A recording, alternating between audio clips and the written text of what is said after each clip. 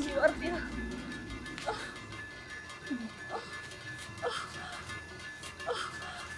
Perutku terasa mulas-mulas, Dinda. Mungkin sebentar lagi bayi yang aku kandung akan segera lahir, Dinda. Aduh, Aduh, bagaimana ini? Baik aku maupun kakak sama-sama tidak pernah menangani persalinan. Seseorang harus membantu kita. Aduh, bagaimana ini Ratu? Hamba sama sekali tidak paham. Maafkan hamba yang bodoh ini. Hamba hanya bisa berdoa. Semoga segera ada orang lewat di sini. Tidak ada yang bisa diharap akan sanggup menolong. Kecuali mereka yang lewat adalah tabib atau dukun. Ayo Kak.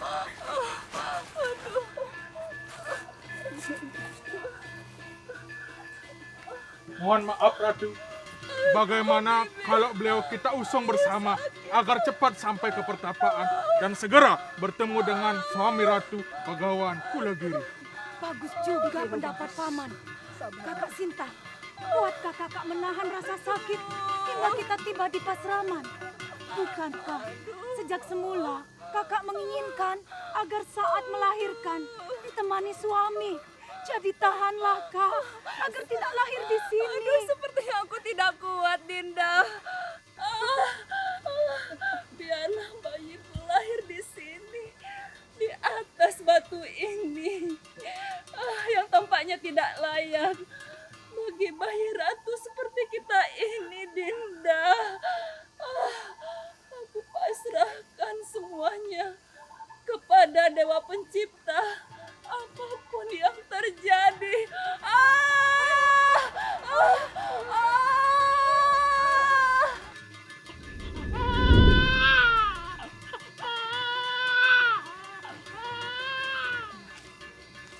Mohon maaf Ratu, hamba mengaturkan air. Terima kasih.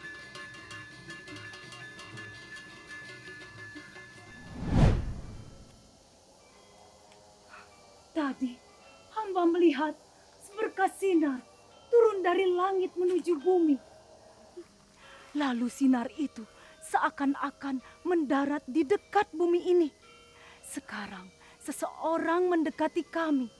Hamba yakin sinar itu adalah Paduka sendiri. Tuhan seorang dewa. Benarkah begitu? Hamba senantiasa memuji dan memuja Yang Pencipta.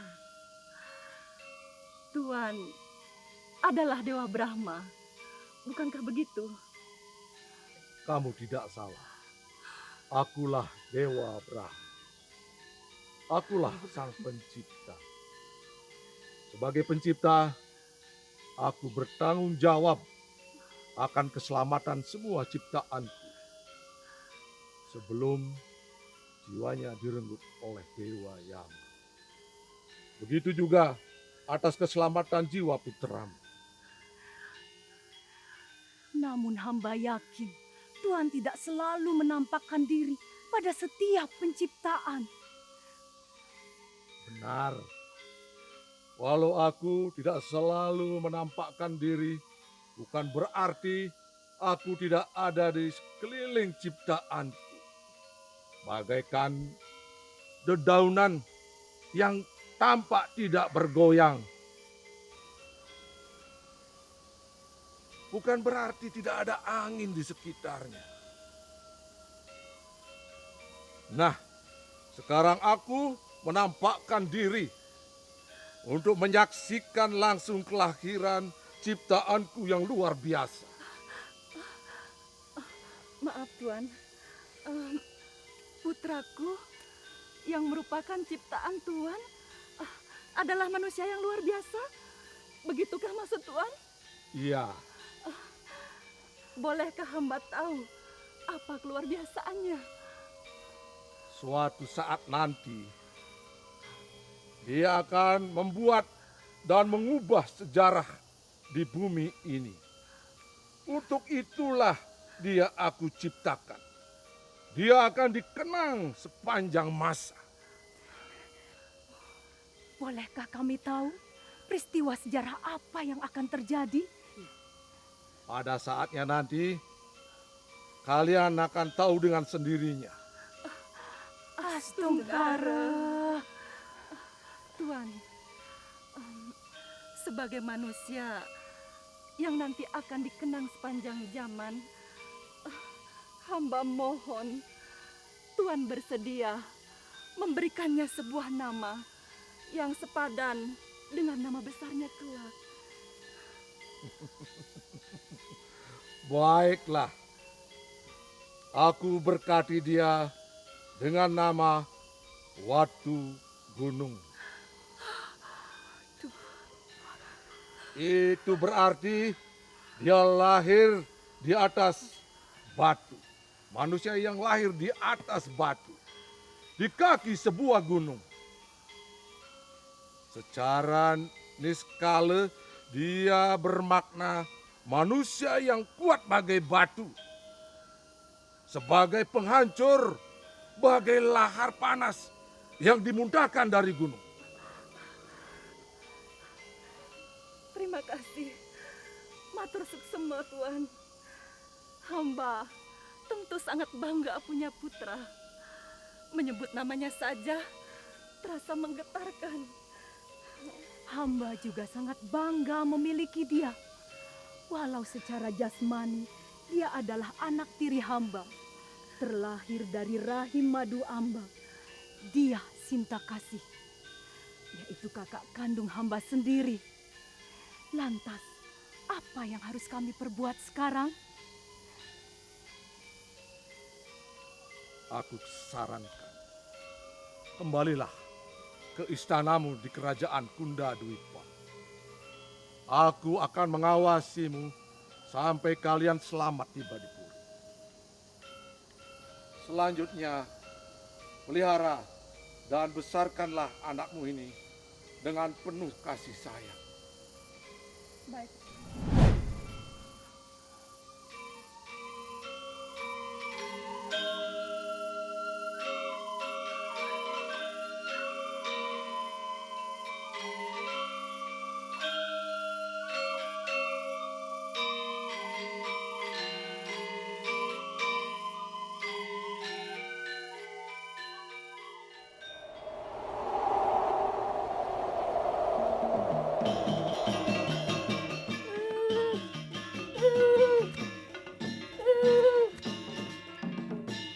Ibu jahat! Ibu jahat! Ibu sama sekali tidak sayang kepadaku. Hanya gara-gara minta nasi saja. Ibu tega memukul kepalaku hingga terluka. Ibu jahat! Ibu jahat! Ibu jahat! Jadi, kakak memukul kepala Watu Gunung dengan siut itu? Iya.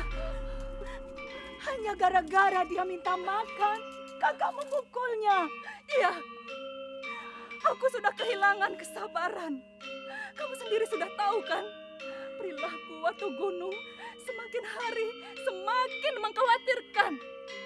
Nakalnya, bandelnya luar biasa. Apa-apa keinginannya pun harus terpenuhi. Dan tadi dia mengangkat nasi yang belum masak dari tungku perapian. Lalu dia memakannya sampai habis. Itulah awal yang membuat aku kehilangan kesabaran. Kakak tidak hanya kehilangan kesabaran, tapi juga telah kehilangan tanggung jawab sebagai seorang ibu yang seharusnya merawat dan membesarkan putranya dengan rasa kasih sayang sebagaimana diisyaratkan oleh Dewa Brahma, Kak. Aduh, apalagi pemukulan itu Ratu lakukan di dapur. Sebuah areal suci bagi Dewa Brahma. Dewa pasti murka dan akan menghukum kita. Bibi, Hamba takut. sejatinya Dewa Brahma atau dewa apapun tidak memiliki sifat marah dan tidak akan menjatuhkan hukuman kepada manusia. Manusia dihukum oleh karmanya sendiri, Bi. Maafkan hamba. Hamba keliru. Bibi, saat kakakku kehilangan kesabaran, dia memukul kepala anaknya. Akibat pemukulan itu, anaknya pergi. Kehilangan kesabaran dan kehilangan putra membuat perasaan kakakku sangat menderita. Penderitaan itu adalah hukuman, Bi. Kata-katamu benar, adikku. Saat ini, aku benar-benar sangat menderita. Aku yakin penyesalan saja tidak cukup untuk menghapus penderitaanku ini.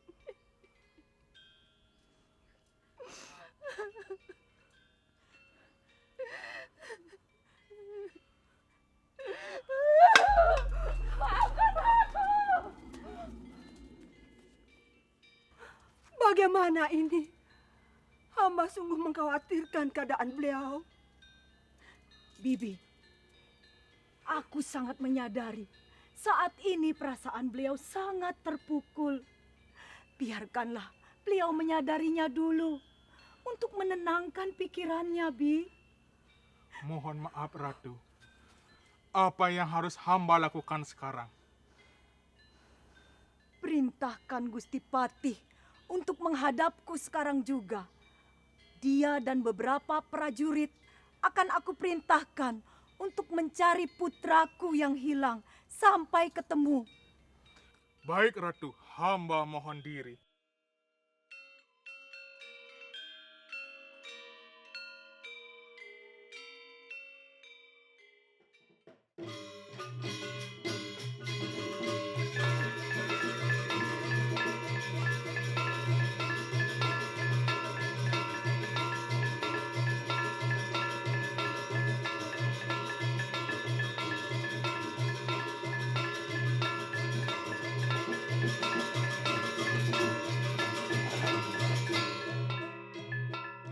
Hai ibu jahat! Aku tidak terima perlakuan ibu yang kasar ini. Dengarlah sekarang. Disaksikan oleh para penghuni hutan ini. Aku bersumpah. Aku tidak akan pernah lagi kembali pulang.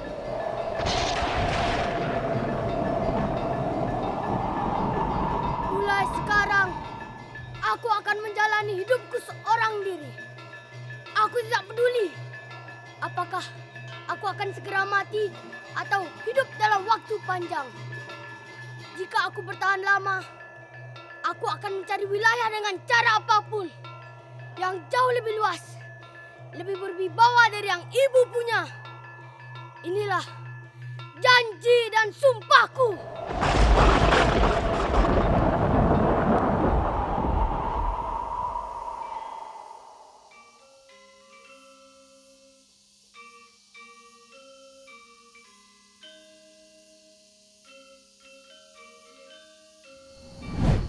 Cucuku Watu Gunung. Aku adalah Dewa Brahma. Akulah yang mengadakan segala yang ada. Menciptakan sesuatu yang tidak ada menjadi ada. Aku juga bertanggung jawab untuk melindunginya, termasuk melindungi kamu. Oleh karena itu, sesuai dengan wilayah kewenanganku, aku hanya akan mempertahankan ciptaanku untuk tetap ada, untuk bertahan hidup, bertahan dari ancaman haus, lapar, penderitaan, sakit, dan tua.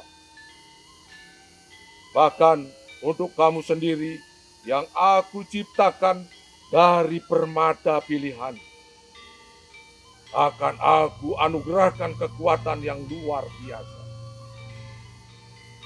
Tidak mempan dilukai oleh segala macam senjata. Tidak juga mati oleh manusia, yaksa, raksasa, ataupun dewa.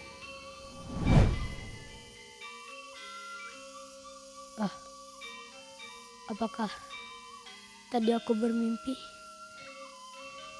Jika itu sebuah mimpi, sungguh sangat mengesankan. Aku seakan-akan bertemu langsung dengan Dewa Brahma. Seluruh sabdanya benar-benar membangkitkan semangatku. Lebih-lebih ketika beliau mengatakan bahwa aku tidak akan terluka oleh segala macam senjata, tak mati oleh manusia, yaksa, raksasa, ataupun dewa. Anugerah itu pasti mengantarkan aku menuju keberhasilan janji dan sumpahku. Akhirnya, Watu Gunung Kecil mulai menempuh perjalanan panjang yang sejatinya dia sendiri tidak tahu entah akan kemana. Medan alam yang berat dijelajahinya. Tantangan ganasnya hutan dihadapinya. Jasmani dan rohaninya terus bergelinding bersama berputarnya roda waktu. Hanya berkat lindungan Brahma Juala, dia selamat. Sampai pada usianya yang remaja, tangguh dan sakti.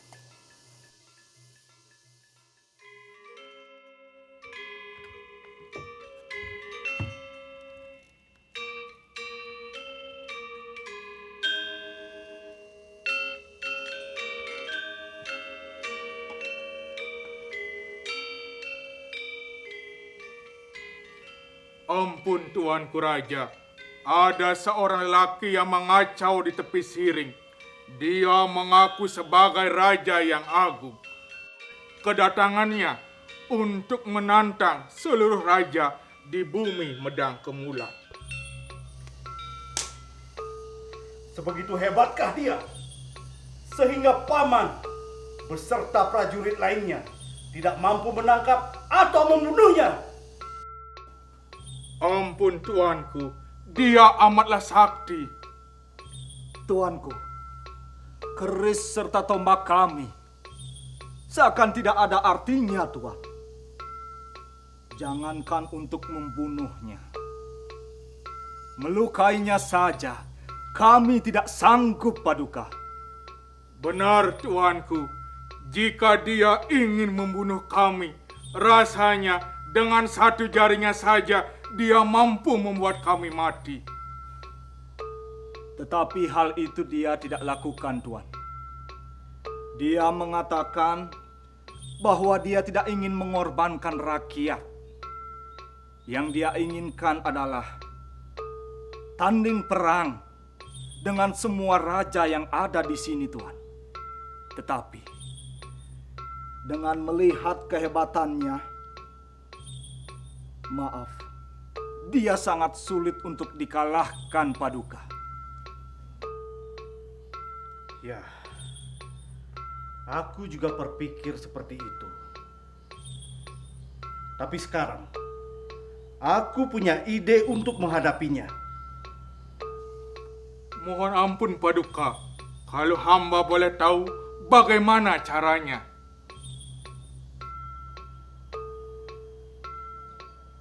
Selain dua raja putri dari Kundadwipa, semua raja-raja harus bersatu untuk menghadapi dia. Jika kita kalah, kita harus mengakui bahwa memang dialah yang ditakdirkan untuk menang. Kita yang berada di pihak yang kalah harus siap tunduk di bawah kekuasaannya.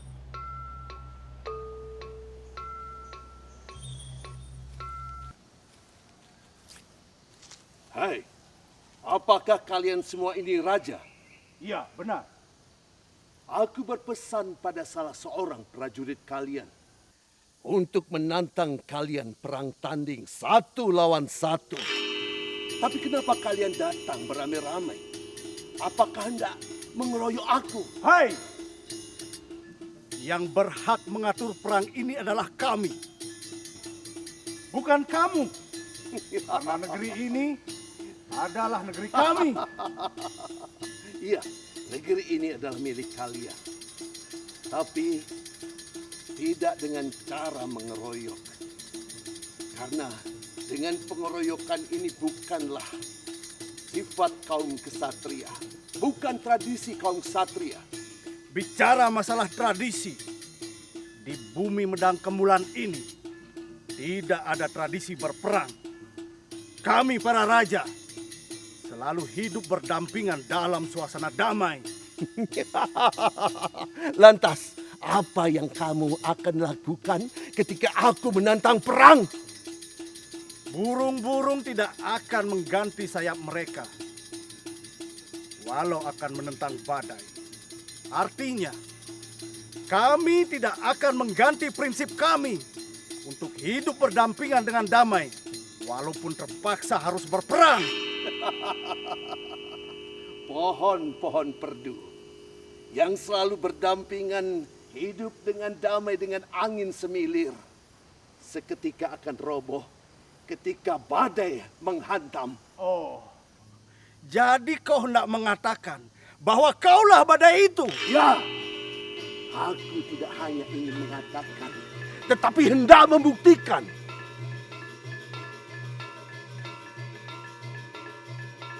Ah!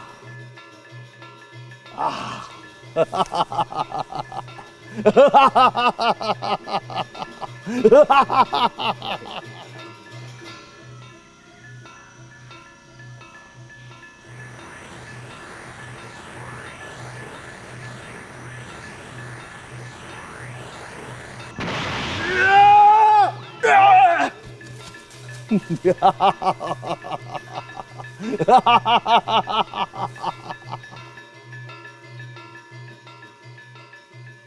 Ya!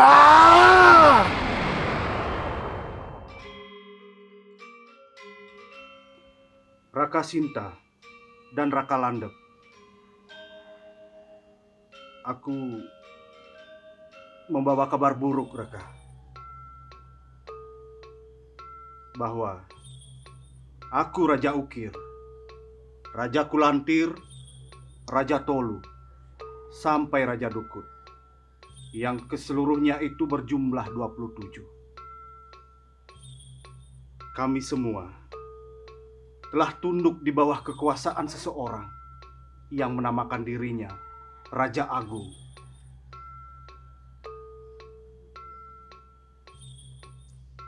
Iya, aku sudah mendengar berita yang menyedihkan itu dari beberapa prajuritku. Lantas, bagaimana perkembangan selanjutnya?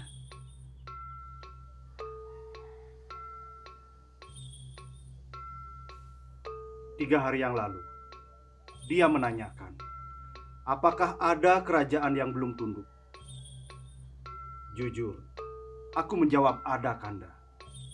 Yakni kerajaan Kundadwipa ini. Dan aku juga menambahkan bahwa kerajaan ini diperintah oleh 2 orang ratu cantik. Oh ya? Lalu, dia ingin menguasai kerajaanku ini juga? Benar, Raka.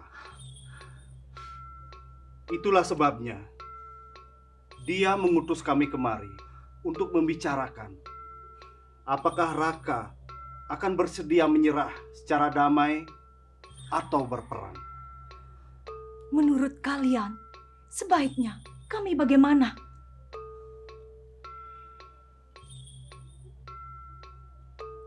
Menurut pendapatku, sebaiknya Raka berdua menyerah saja.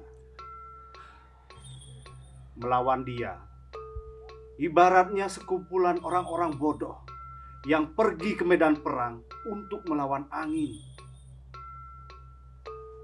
Jika Raka berdua menyerah, kemungkinan besar dia akan menikmati Raka berdua. Ini bisa dimaklumi karena dia masih perjaka, tampan, dan juga sakti. Dia punya segalanya, kecuali permaisuri.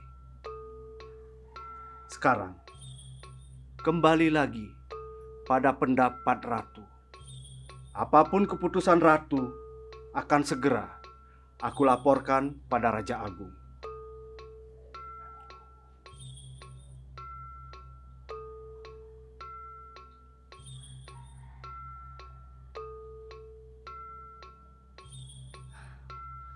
Baiklah, mungkin saran Rai yang terbaik. Aku menuruti. Bukankah begitu, adikku? Benar, Kakak. Sekarang, sampaikan keputusanku ini kepadanya. Baik, Raka.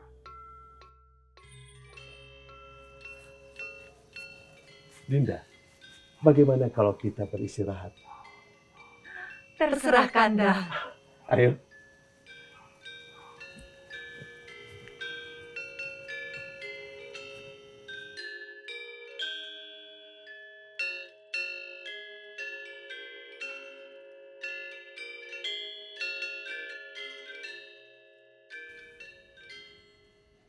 Kanda, Iya. Dinda mohon diri untuk menugaskan Bibi Inang membuatkan minuman. Iya, silakan Dinda.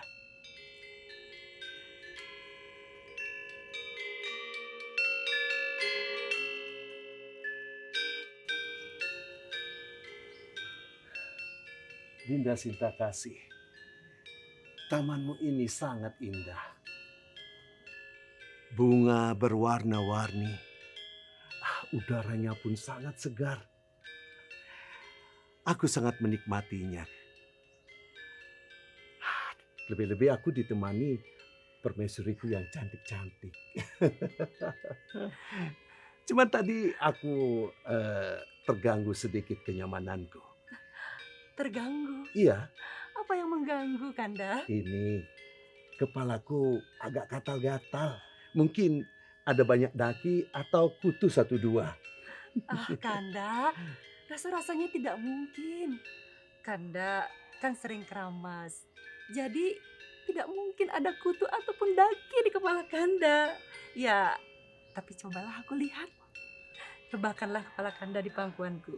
Boleh Akan aku juga. periksa. Iya, iya.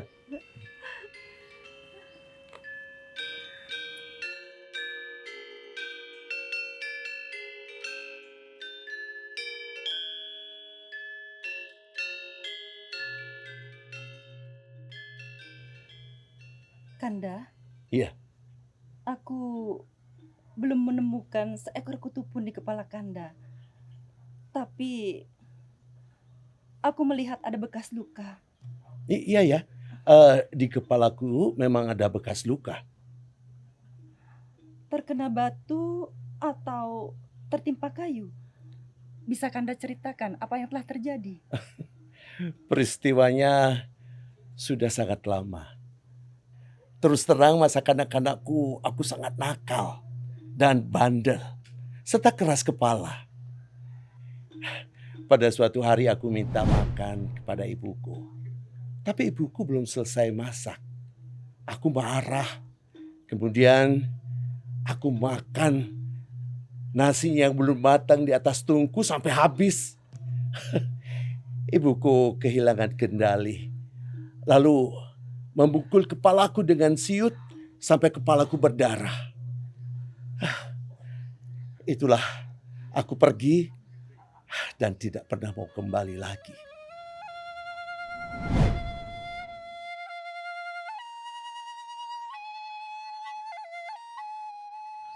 Dinda, kenapa? Ada apa denganmu? Maaf Kanda. Mendengar ceritamu, perasaanku sangat tersentuh yang menyebabkan seketika aku menjadi sedih, Kanda. Sedih? Kenapa cerita itu kau pikirkan? Hah? Aku sendiri sudah melupakannya, Dinda. Aku sudah tidak ingat lagi tempat kelahiranku. Aku juga tidak ingat lagi dengan wajah ibuku. Bahkan kalau sampai sekarang beliau masih hidup, tentu beliau sudah sangat tua. Dan kalau kami saling bertemu, mungkin aku sudah saling tidak mengenal. Dan aku juga tidak berharap bisa bertemu. Tidak pernah. Tidak pernah.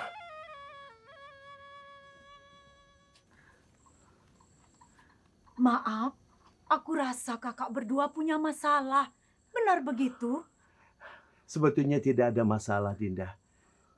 Hanya kakakmu tiba-tiba merasa kurang enak setelah aku suruh mencari kutu di kepalaku. Oh ya? Aku rasa bukan gara-gara mencari kutu, tapi sudah payah sejak beberapa hari yang lalu. Iya, aku pikir juga begitu. Ajaklah kakakmu beristirahat di kamar tidurnya. Semoga cepat sembuh. Ya? Mari, Kak.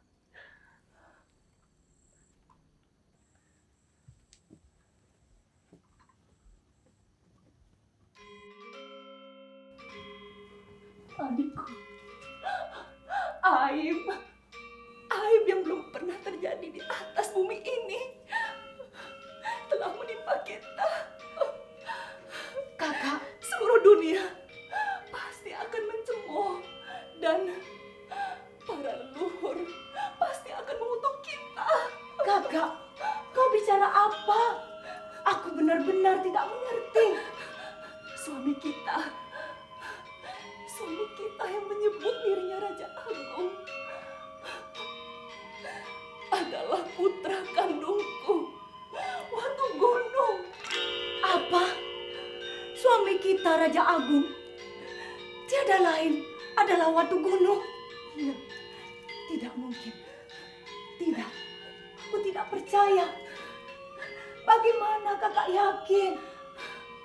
Tadi, sewaktu aku mencarikannya kutu, aku melihat ada bekas luka di kepalanya. Kemudian, dia menceritakan tentang kisah lukanya itu. Dan tidak ada alasan apapun bagiku untuk tidak meyakininya. Dia adalah Watu Gunung.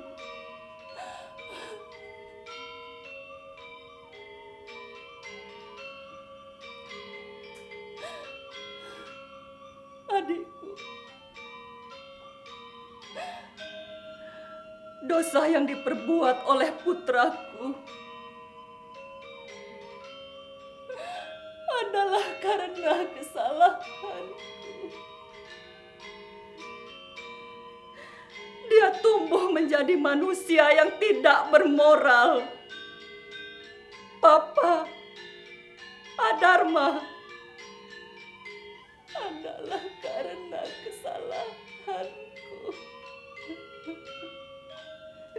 Kesalahan seorang ibu.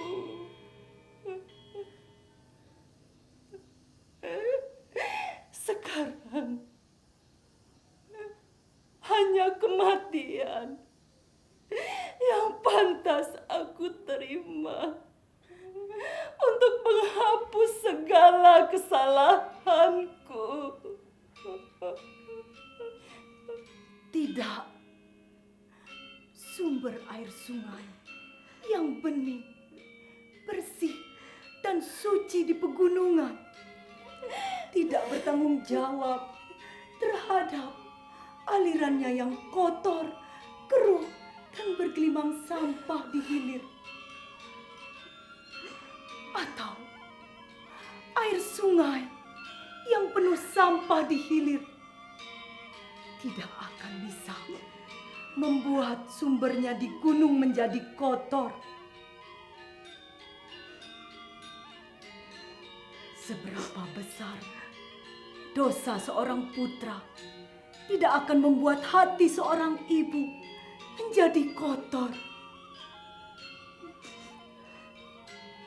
Keputusan untuk mengakhiri hidup sebagai hukuman dari dosa-dosa seorang putra tidak boleh terjadi.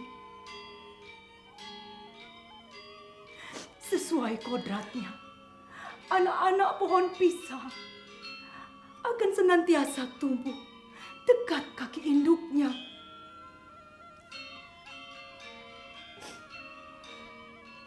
Penyimpangan kelahiran anak-anak pohon pisang dengan cara merobek perut induknya adalah kelahiran yang salah.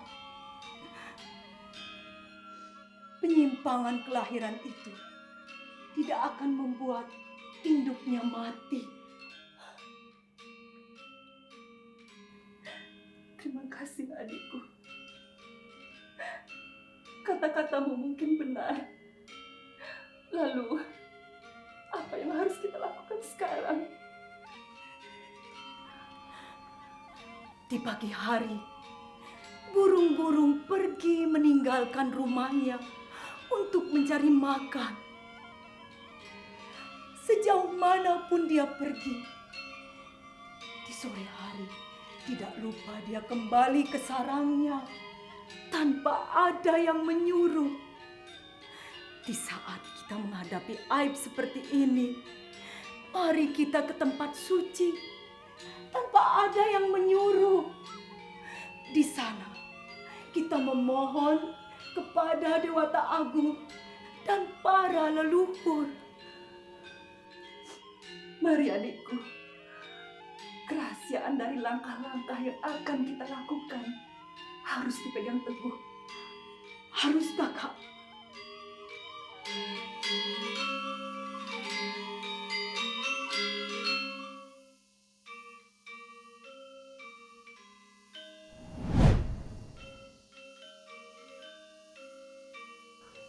Maaf, siapakah Paduka? Tiba-tiba sudah berdiri di hadapan kami. Aku Begawan Lumanglang, utusan dari Dewa Siwa. Oh ya, terimalah penganjali kami. Om Swastiastu. Om Swastiastu. Adakah kedatangan guru untuk menyampaikan pesan atau petunjuk beliau kepada kami?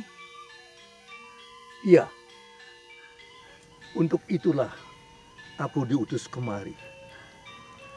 Namun sebelumnya, aku ingin mengatakan bahwa pada awalnya beliau merasakan terjadi ada getaran di Siwaloka.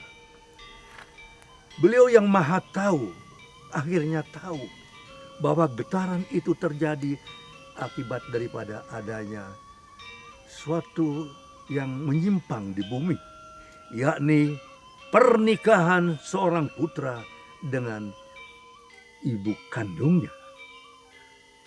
Iya. Benar, Guru.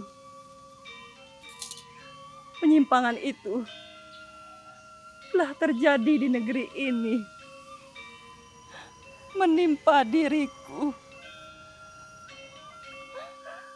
Aku benar-benar tidak berdaya, Guru.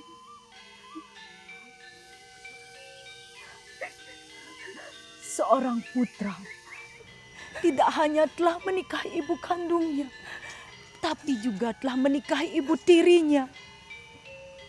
Tentu ini sebuah penyimpangan, dan hal itu telah terjadi pada diriku.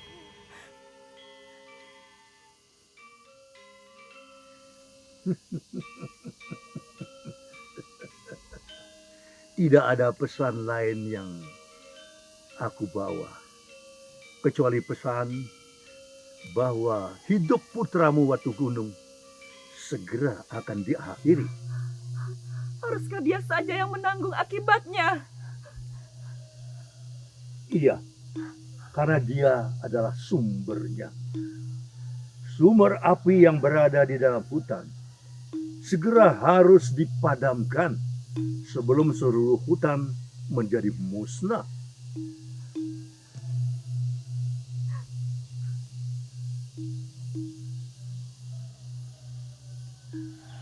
Iya, Dewa Siwa tahu jika kau akan sedih.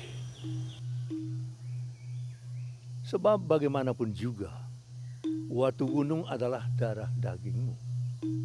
Dalam waktu bersamaan, hendaklah kau menyadari juga bahwa sehelai daun yang gugur dari pohonnya hendaknya dianggap sebagai peristiwa yang memberi kesempatan kepada tumbuhnya tunas yang baru. Sekarang aku tahu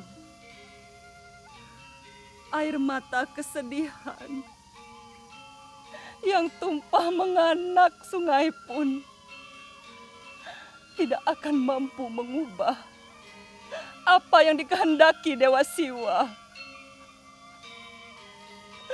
Aku pasrah dengan apa yang harus terjadi.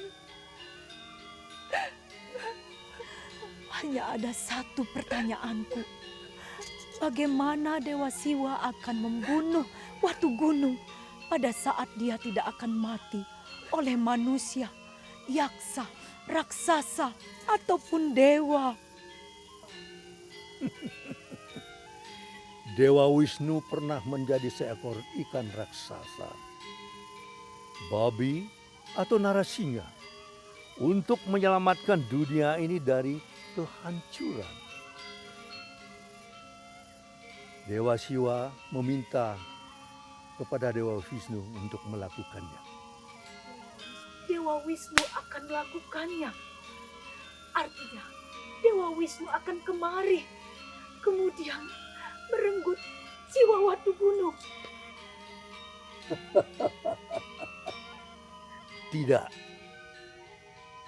Nyatakanlah keinginanmu untuk dimadu dengan permaisuri Dewa Wisnu. Maka Watu Gunung pasti akan pergi ke Wisnu Loka untuk memenuhi keinginanmu. Nah, di sanalah takdir kematiannya akan terjadi. Lakukanlah.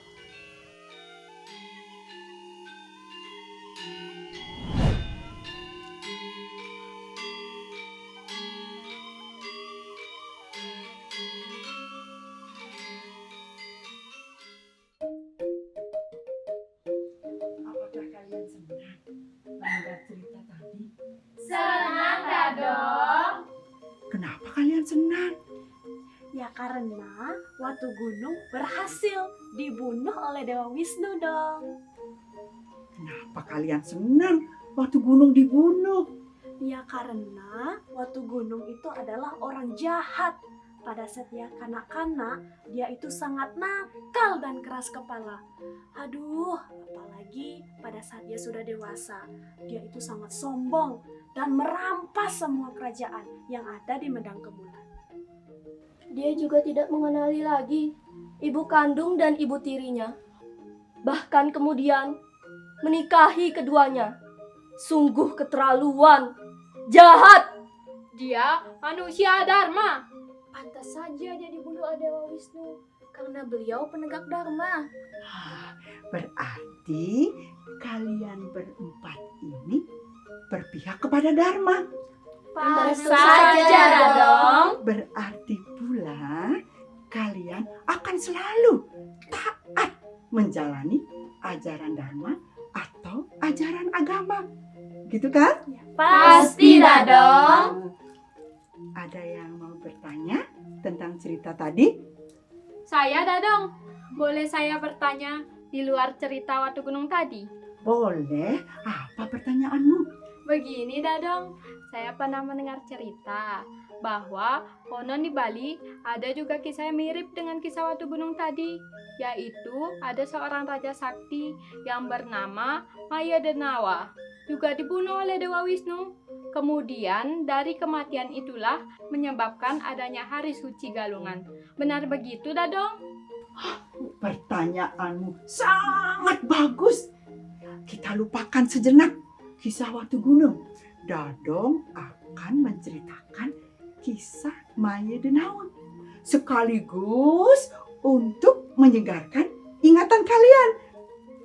Pada zaman dahulu, sekitar abad ke-9, datanglah ke Bali sekelompok orang dari tanah Jawa. Mereka menamakan dirinya Wangsa Kalingga atau Wangsa Sanjaya. Mereka bermukim di daerah Batur. Di sanalah mereka mendirikan sebuah kerajaan. Kerajaan itu bernama Singamandawa. Rajanya bernama Sri Ratu Ugrasena. Oh, Ratu Ugrasena ya dong? Iya, beliau sangat sakti dan memiliki ilmu hitam yang sangat tinggi. Yang kemudian beliau disebut Sri Maya Danawa, yang artinya raja yang bersifat raksasa. Beliau juga memiliki kemampuan memayu-mayu. Maya-maya. Iya, Kalian tahu nggak maya-maya itu apa? Apa itu, Mbak? Maya-maya itu bisa hilang, bisa juga kelihatan. Serem. benar kata Ketu tadi. Gimana? Kalian sudah mengerti? Sudah dong. Selang beberapa tahun kemudian, datang lagi menyusul dari tanah Jawa.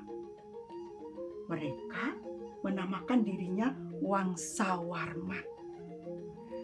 Mereka bermukim di daerah Besakih.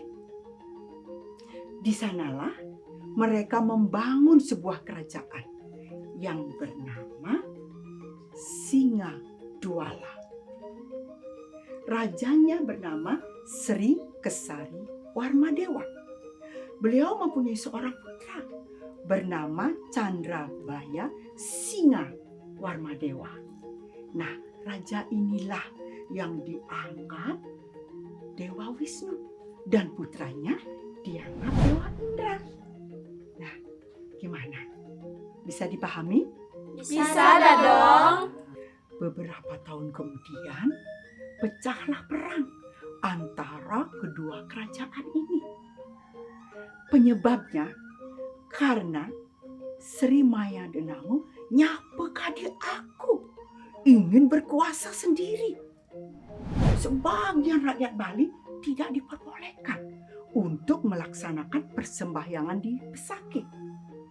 Mereka juga melarang untuk mengabdi kepada Raja Sri Kesari karena kesewenang-wenangan Sri Maya Denawa inilah. Maka Raja Kesari melakukan perlawanan. Perang hebat pun terjadi. Akhirnya, dalam perang yang memakan waktu yang cukup lama itu, Maya Denawa dapat dibunuh. Tapi dong, yang membuat saya juga bingung, mengapa dikatakan bahwa kematian Maya Denawa itu menyebabkan adanya Hari Raya Galungan? Atau apa arti kata galungan dan dari mana asal-usul kata galungan itu? Tolong dijelasin dong. Untuk menjawab pertanyaanmu tadi, Dadong akan ceritakan dengan cara bagaimana Maya Denawa itu mati dan bagaimana caranya Dewa Wisnu dan Dewa Indra membunuh Maya Denawa. Begini, pada suatu ketika peperangan sampai di sebuah desa yang bernama Desa Yakulu. Di sana Maya Denawa yang sakti itu mengubah dirinya menjadi sebuah patung besar. Maksudnya untuk mengelabui penglihatan Dewa Wisnu dan Dewa Indra. Namun Dewa Wisnu mengetahuinya. Lantas Dewa Wisnu memberi isyarat supaya Dewa Indra memanah kepala patung itu. Dan kepala raksasa itu pun terpenggal dan jatuh tidak jauh dari tubuhnya. Benar saja, kepala patung yang terbuat dari batu padas itu berubah menjadi kepala Maya Denawa. Kepala itu terbang, meraung kesakitan. Sementara itu, tubuh yang ditinggalkannya hidup menggelepar-gelepar. Kemudian Dewa Wisnu memanahnya dengan 4 anak panah sekaligus, lalu membuangnya jauh-jauh. Habislah semuanya. Oh, begitu. Lanjutkan lagi dong. Kepala Maya Denawa melayang-layang sambil mengitari Dewa Wisnu, sambil berkata lagi bahwa Atmanya rela meninggalkan kepala dan tubuhnya untuk pulang ke Siwaloka, serta berjanji bahwa kepala dan tubuhnya yang sudah menjadi buta itu tidak akan mengganggu lagi masyarakat Bali, asalkan permintaannya dipenuhi. Aduh, apa itu permintaannya itu, Dadong? Dia minta agar kekalahannya itu diperingati dan dimeriahkan setiap 6 bulan sekali.